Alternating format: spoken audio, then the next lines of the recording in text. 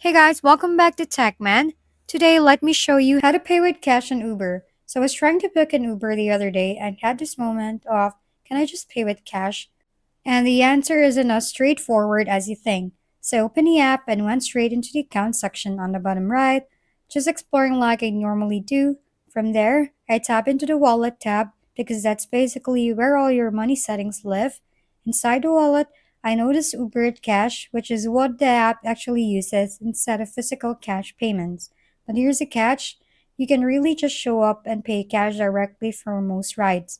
You'll need to add a payment method first, like a card or sometimes gift card options, and then load up your Uber Cash balance through that system.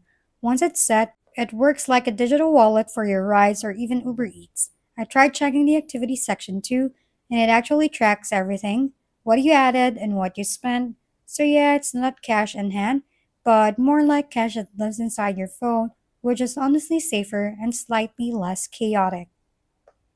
If we've been helpful, kindly give us a thumbs up and don't forget to hit the subscribe and bell button for more contents. For any questions and suggestions, comment down below.